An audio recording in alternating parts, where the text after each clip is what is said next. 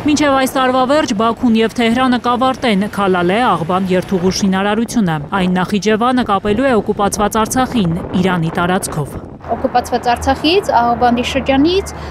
դեպի իրանական Քալալե այնտեղ կամուրջ, իսկ այնտեղից էլ դեպի Ջուրֆա ավտոճանապարհ է կառուցվում։ Այսինքն Իրանի տարածքով գոյություն ուներ Նախիջևանը Ադրբեջանին կապող ճանապարհ, հիմա նաև Արցախի օկուպացված տարածքներից են կառուցում ճանապարհ, որը նորից կկապի Նախիջևանին։ Այդ ճանապարհն այսպես կոչված Զանգեզուրի միջանցքի այլընտրանքն է Իրանի տարածքով։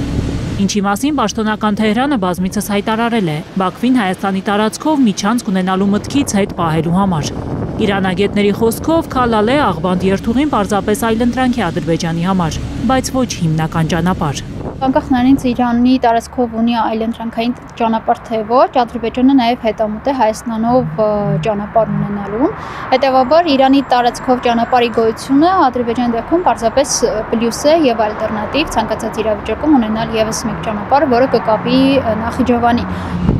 Այն, որ այս պահին Ադրբեջանը Նախիջևանին կապվելու միայն մի ցամաքային ուղի ունի, մեծ առավելություն է Իրանի համար։ Նախիջևանը օկուպացված Արցախին կապելուց հետո Իրանը կրկնակի ճնշման և զսպման գործիք կունենա Ադրբեջանի վրա, նկատում են փորձագետները։ Բայց հաշվի առնելով արևմուտքի կոշտ պատժամիջոցները, Իրանը միայն խիստ անհրաժեշտության դեպքում կփակի Ադրբեջան-Նախիջևան կապը, պրոբլեմներ ստեղծելով Բաքվի համար։ Իրանի կողմից կարող է լինել ճնշման գործիք, բայց այստեղ մենք պետք է նաև հասկանանք եւ ֆիքսենք, որ Իրանի հերթին եւս շահագրգռված է, որ իր տարածքը օգտագործվի, հետեւաբար Իրանը այստեղ չի կարող եւ չի ցանկանալու հավելյալ խոչընդոտներ ստեղծել Ադրբեջանի համար, որպեսզի այն չկորցնի իր գրավչությունը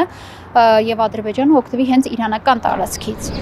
Իրանը ձգտում է դառնալ միջազգային հաբ, լինել տարանցիկ երկիր, բարձրացնել իր միջազգային նշանակությունը։ Հյուսիս-հարավ ճանապարհի կառուցման մասին Բաքվում նիստ են արել Իրանի ճանապարհների ու քաղաքաշինության նախարար Ֆարզանե Սադեղին, Ադրբեջանի փոխվարչապետ Շահին Մուստաֆաևն ու Ռուսաստանի փոխվարչապետ Ալեքսեյ Օվերչուկը։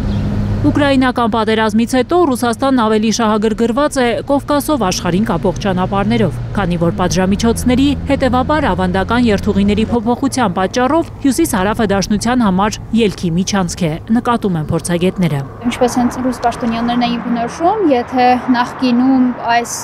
միջանցքը առավելություն էր, ապա հիմա անհրաժեշտություն է։ Ադրբեջանը պետք է Իրանի հետ կառուցեր հյուսիս-հարավ ճանապարհի անավարտ Ռաշտ աստարաերթուղին, սակայն Իրան-Ադրբեջան ժամանակ առ ժամանակ սրվող հարաբերությունների պատճառով Ադրբեջանը չի կատարել իր պարտավորությունները, սառեցրել է ֆինանսավորումը։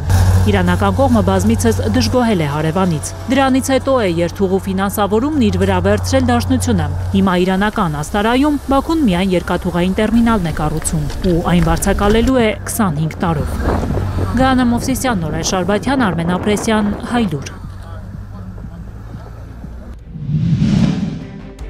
Հայաստանում և աշխարհում տեղի ունեցող իրադարձությունների մասին առաջին իմանալու համար բաժանորդագրվեք մեր ալիքին, սեղմեք զանգակը, որ բաց չթողնեք ամենահրատապը, ամենակարևորն ու հետաքրքիրը։